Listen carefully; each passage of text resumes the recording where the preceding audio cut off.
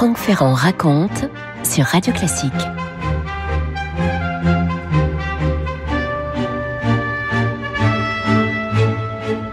Juin 1738, grande agitation au château de Versailles dont les cours s'animent comme à chaque grand départ. On se presse tout autour d'une file de voitures royales dont certaines sont chargées à ras-bord de malles, de bagages de toutes sortes. Elles n'attendent qu'un ordre pour s'ébranler. C'est une scène touchante en vérité, pour ne pas dire déchirante, puisqu'en ce 16 juin 1738, la famille royale, cette famille nombreuse, unie, composée de Louis XV, qui a donc 28 ans, de son épouse Marie, 35 ans, et oui, la reine a 7 ans de plus que le roi, de leur fils, le dauphin, et de leurs 7 filles encore en vie. Elles sont si nombreuses qu'à la cour, on a pris l'habitude de les désigner par un numéro, Madame 3e, Madame 5e, etc. La famille royale, donc, est en train, pour la première fois, de se séparer. Le cardinal de Fleury, qui gouverne la France, c'est une main de fer dans un gant de velours, le cardinal de Fleury, il a fini par estimer que l'entretien à la cour de toutes ces princesses coûtait beaucoup trop cher. Dites-vous que chacune a sa propre maison, avec ses gardes, ses laquais, 8 femmes de chambre chacune. Enfin, vous imaginez un peu l'armée de personnel que ça représente. Donc, par souci d'économie, mais aussi, disons-le, pour désencombrer un peu les couloirs et les antichambres du château, le cardinal a décidé que seules resteraient à Versailles les 2 filles aînées de leur majesté, les sœurs jumelles, Élisabeth et Henriette, et qu'on allait envoyer les 5 autres, le temps de leur éducation, à l'abbaye de Fontevraud, à quelques 300 kilomètres de là. Alors à l'époque, on dit à 80 lieues. Je peux vous dire que ça fait, dans l'imaginaire du XVIIIe siècle, quand on dit 80 lieues, autant dire au bout du monde. Imaginez un peu les pleurs, les embrassades bien touchantes entre la reine bouleversée et ses filles, Victoire, 5 ans, Sophie, 4 ans, Félicité, 2 ans, et Louise, 10 mois seulement. La petite Louise que sa nourrice tient dans des langes de dentelle tout en pleurant abondamment elle aussi. Une exception a été faite pour Madame 3e, Adélaïde, la préférée de sa maman. Et je cède ici la parole à Michel Antoine. La reine avait un faible pour Adélaïde et désirait demander sa grâce, mais n'osait faire acte d'autorité, sachant à quel point monsieur le cardinal était hostile à toute intervention de sa part. Il fallut donc imaginer une autre entremise. Les jumelles commencèrent à multiplier les témoignages de tendresse à leur père, à sa sortie de la messe. Puis Adélaïde elle-même se présenta un jour devant lui baisa la main et se jeta à ses pieds en pleurant. Louis XV fut touché, larmoya aussi, et toute la cour avec lui, en sorte qu'il promit à la suppliante qu'elle resterait en famille. Mais on s'occupa, sans désemparer, du voyage des 4 autres. Conduites par une sous-gouvernante, les petites princesses quittèrent donc Versailles le 16 juin 1738, sans éclat, sans bruit. Leur père était à Rambouillet, où, à son retour de la chasse, Fleury lui remit une lettre de Madame de Tallard lui annonçant ce départ. Un seul carrosse les emmenait, suivi de 7 voitures et de 20 fourgons de bagages. Monsieur le cardinal voulait qu'elles fussent escortées seulement par 8 gardes du corps. Le duc de Béthune, capitaine des gardes, obtint non sans peine qu'il y en eût 12, mais pas de Suisse. Franck Ferrand sur Radio Classique. Alors donc, on va se séparer, on emmène 4 des princesses là-bas. Ça va être très dur d'ailleurs pour elles de se retrouver comme ça à Fontevraud, parce qu'il faut bien imaginer que Fontevraud, certes, est un grand monastère royal, où l'abbesse les accueille en tenue blanche pour ne pas trop les effrayer. D'ailleurs, on a dispersé dans les jardins toutes les moniales pour éviter de trop impressionner toutes ces petites filles. Mais enfin, néanmoins, c'est une éducation austère qu'elles vont y recevoir. Et Madame Victoire, notamment, qui est assez dissipée, c'est la plus âgée de toute la petite bande, Madame Victoire va devoir souvent être punie. On la colle dans une espèce de caveau qui va lui créer des cauchemars, des sueurs froides jusqu'à la fin de ses jours. Elle va être marquée à vie, la toute jeune princesse, par tout cela. Alors, pendant ce temps-là, on organise les fiançailles de l'aînée, Élisabeth. Vous avez bien compris que les 2 filles aînées du roi roi et de la reine sont des sœurs jumelles. C'est la deuxième née qui est considérée comme l'aînée de la fratrie, ça c'est la tradition, et elle s'appelle Élisabeth. C'est elle qui va signer bientôt son contrat de mariage et ses fiançailles. C'est le 25 août 1739. Elle porte dans le grand salon d'Hercule inauguré pour l'occasion une robe d'argent garnie de diamants. Sa dot était de 300 000 écus d'or, absolument une somme invraisemblable, vertigineuse, avec des bijoux d'une valeur équivalente. Elle épouse un infant d'Espagne, dont Philippe, le fils de Philippe V et de sa première épouse, et donc elle va devenir, et de sa deuxième épouse, pardon, elle va devenir Madame Infante. Elle est, dit-on, Élisabeth, un tout petit peu moins jolie que la deuxième, Henriette, mais c'est une femme de tête, et d'ailleurs elle va tellement s'ennuyer à la cour d'Espagne, et son mari, si charmant puisse-il être, son mari va tellement peu savoir l'occuper, si je puis dire, qu'elle va petit à petit se mettre dans la politique. Dom Philippe, nous dit Philippe Erlanger, était un garçon agréable à regarder, encore qu'il eût une épaule plus haute que l'autre. Sa figure charmante, son humeur toujours égale, lui gagnait facilement les cœurs. Il était loin d'être sot, en dépit d'une éducation déplorable, mais la terrible Élisabeth Farnèse le dominait entièrement. C'est donc la nouvelle reine d'Espagne. Et il entendait dominer également sa bru qui refusait de s'y prêter. L'Espagne entra dans la guerre de succession d'Autriche afin de pourvoir en couronne les enfants de la Farnèse, et Dom Philippe dut aller guerroyer en Savoie, en Provence, en Italie. Il le fit sans acquérir aucune gloire pendant les 6 années qu'il passa loin de sa femme. Exaspérée par l'ennui, par la contrainte, Élisabeth, à l'instar de sa belle-mère, se voit dès lors à la politique, et on va la voir, notamment cette Madame Infante, cette fille aînée de Louis XV et de Marie Leginska, on va la voir à Versailles, puisqu'elle revient dans la famille, elle revient à Versailles après plusieurs années d'éloignement. Alors ce sont des pleurs, des effusions, etc. On est en pleine guerre de succession d'Autriche, et Madame Infante fait tout pour que son mari soit doté d'un duché, ce qui va finir par avoir lieu.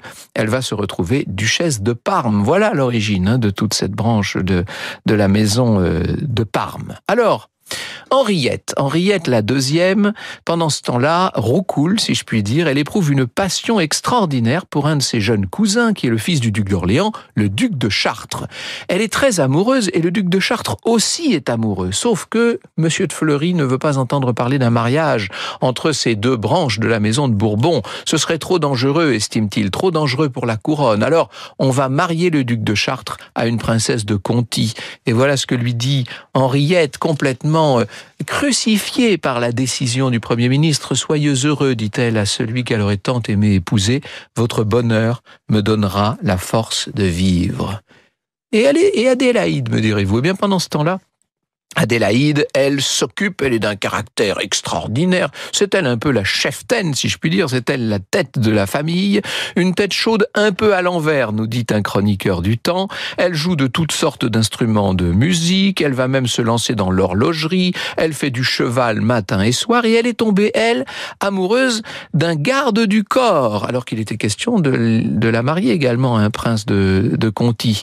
Le garde du corps en question a reçu une belle tabatière sur laquelle était écrit « Ceci vous sera précieux, on vous avertira bientôt de quelle main il vient ». Bêta.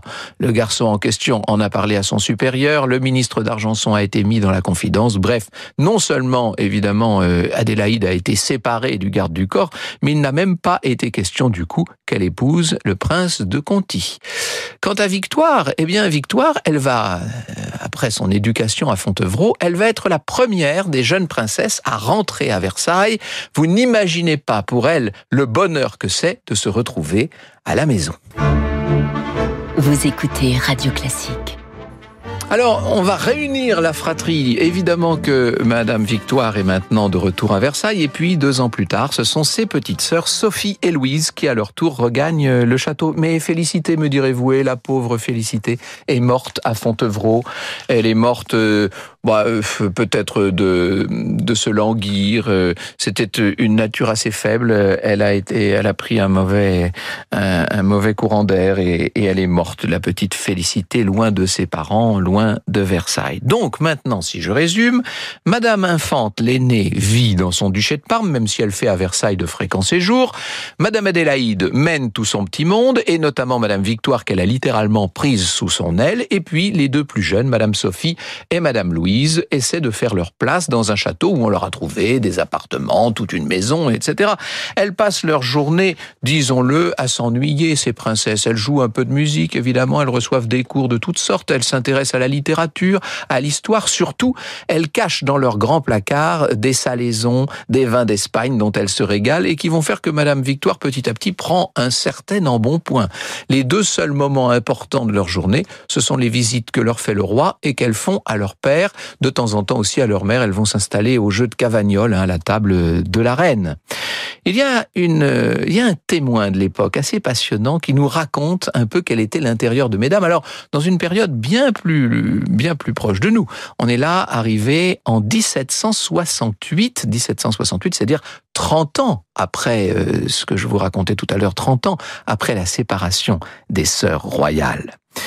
Le témoin en question, c'est Madame Campan, qui avant d'être lectrice de Marie-Antoinette, a été au service de Mesdames. Elle a été lectrice de Mesdames. Mesdames, c'est le nom qu'à la cour on donne aux filles de Louis XV, bien sûr. Je cite Madame Campan. L'étiquette existait encore à la cour avec toutes les formes qu'elle avait reçues sous Louis XIV. Il n'y manquait que la dignité. Quant à la gaieté, il n'en était plus question. De lieu de réunion où l'on vise déployer l'esprit et la grâce des Français, il n'en fallait point chercher à Versailles. Le foyer de l'esprit et des Lumières était à Paris. Louis XV voyait très peu sa famille, nous dit-elle. Il descendait tous les matins par un escalier dérobé dans l'escalier de Madame Adélaïde. Souvent, il y apportait et y prenait du café qu'il avait fait lui-même. Madame Adélaïde tirait un cordon de sonnette qui avertissait Madame Victoire de la visite du roi. Madame Victoire, en se levant pour aller chez sa sœur, sonnait Madame Sophie, qui, à son tour, sonnait Madame Louise. Les appartements des princesses étaient très vastes. Madame Louise logeait dans l'appartement le plus reculé. Cette dernière, fille du roi, était contrefaite et fort petite pour se rendre à la réunion quotidienne. La pauvre princesse traversait en courant à toutes jambes un grand nombre de chambres et malgré son empressement, elle n'avait souvent que le temps d'embrasser son père qui partait de là pour la chasse. Alors ça, c'est la visite que le matin, dans la matinée en tout cas, le roi fait à ses filles. Et puis, tous les soirs, aux alentours de 6 heures, il y a cette cérémonie dite du débeauté, donc ça c'est après la chasse, où les princesses vont aller saluer en public cette fois leur papa royal. Alors je cite de nouveau Madame Campan. Les princesses passaient un énorme panier qui soutenait une jupe chamarrée d'or ou de broderie. Elles attachaient autour de leur taille une longue queue et cachaient le négligé du reste de leur habillement par un grand mantelet de taffetas noir qui les enveloppait jusque sous le menton. Les chevaliers d'honneur, les dames, les pages, les écuyers, les huissiers, portant de gros flambeaux, les accompagnaient chez le roi. En un instant, tout le palais habituellement solitaire se trouvait en mouvement. Le roi baisait chaque princesse au front, et la visite était si courte que la lecture interrompue par cette visite recommençait souvent au bout d'un quart d'heure. Mesdames rentraient chez elles, dénouaient les cordons de leur jupe et de leur queue, reprenaient leur tapisserie, et moi mon livre. Vous voyez comme cette vie est passionnante. Je dis, mesdames, il en manque une maintenant, il manque Henriette. Henriette, la jolie Henriette, la deuxième des jumelles, qui en 1752 a pris une terrible angine en faisant une course de traîneau sur le grand canal gelé, et elle en est morte, Madame Henriette. Je cite encore Madame Campan. On s'en lasse pas, elle raconte ça avec tellement de finesse et de légèreté. C'est tout l'esprit, c'est tout le style du XVIIIe siècle qui éclate littéralement dans ces lignes. Pendant l'été, le roi venait quelquefois chez les princesses avant l'heure de son débeauté. Un jour, il me trouva seul dans le cabinet de Madame Victoire et me demanda où était Coche. Et comme j'ouvrais de grands yeux, il renouvela sa question, mais sans que je comprisse davantage. Quand le roi fut sorti, je demandai à madame de qui vous voulez parler. Elle me dit que c'était d'elle, et m'expliqua d'un grand sang-froid qu'étant la plus grasse de ses filles, le roi lui avait donné ce nom d'amitié de Coche. Il appelait Madame Adélaïde Locke, Madame Sophie Graille et Madame Louise Chiffre.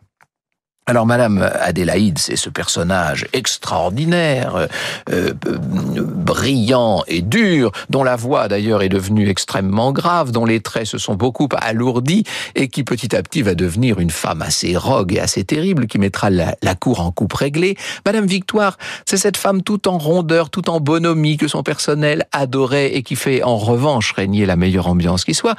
Quant à Madame Sophie, me direz-vous, alors voilà ce que nous dit Madame Campan de Madame Sophie. Cette princesse était d'une si grande timidité qu'il était possible de la voir tous les jours, pendant des années, sans l'entendre prononcer un seul mot. On assurait cependant qu'elle montrait de l'esprit et même de l'amabilité dans la société de quelques dames préférées. Elle s'instruisait beaucoup, mais elle lisait seule. La présence d'une lectrice l'eût infiniment gênée. La seule circonstance dans laquelle on pouvait voir un peu Madame Sophie parler aux gens, c'est quand il y avait de l'orage, car elle avait tellement peur à ce moment-là qu'elle serait allée jusqu'à se jeter dans leurs bras. Elle mourra en 1781, Madame Sophie, ce qui va lui épargner les soubresauts de la Révolution, parce que les autres, elles, vont vivre la Révolution. Franck Ferrand sur Radio Classique. Lorsque, après la mort de la reine, Louis XV va vivre quasiment maritalement avec Madame du Barry, les filles du roi, qui, autour de leur frère, constituaient le parti dévot et qui déjà longtemps s'étaient battues bec et ongles contre Madame de Pompadour, vont faire bloc contre Madame du Barry. Et lorsque la petite dauphine Marie-Antoinette arrive de Vienne pour épouser le petit-fils du roi, elles vont essayer de la chapitrer, de la dresser contre Madame du Barry, d'en faire en quelque sorte leur bras armé. Assez vite, arrivée à son tour sur le trône en 1774, Marie-Antoinette va se rendre compte de la mauvaise influence de celles qu'on appelle maintenant Mesdames Tantes, notamment de Madame Adélaïde. Il va d'ailleurs être question d'envoyer Madame Adélaïde à Fontevraud, où elle n'avait jamais été. Quant à Madame Victoire, on pensait même l'envoyer à Commercy. La vérité, c'est que Mesdames Tantes ont tendance désormais à se retirer chez elles dans leur pavillon de Bellevue. La plus jeune, Louise, au moment où son père vivait avec Madame du Barry, était entrée au Carmel. Et oui, elle était devenue religieuse, Madame Louise.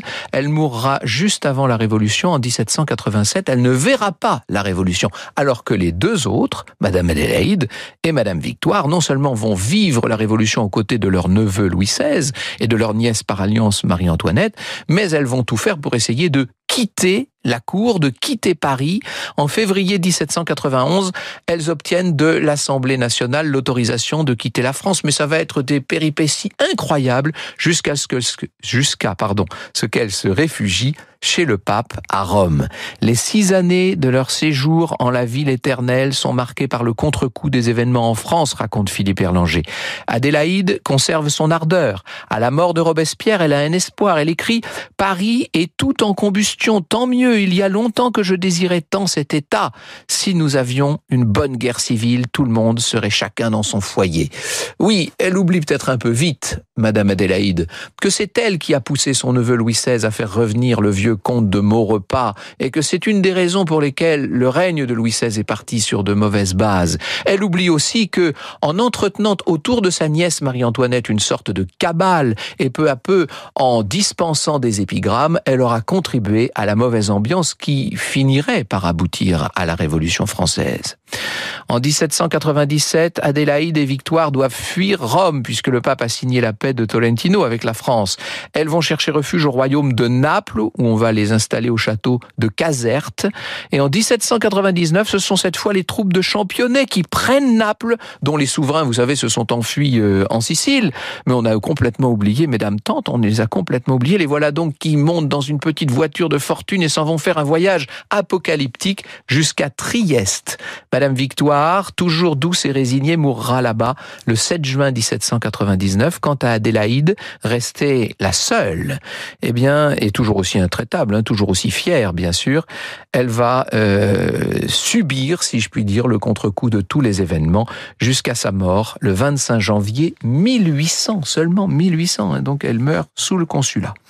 De sorte que, alors, leurs corps ont été rapatriés en France, et aujourd'hui, si vous allez à la basilique de Saint-Denis, si vous descendez dans le caveau des Bourbons, eh bien vous verrez derrière une simple grille 2 cercueils posés simplement sur des tréteaux de métal. Ce sont les cercueils de Madame Adélaïde, l'altière, la difficile, et de sa sœur Victoire, la bonne, la malheureuse.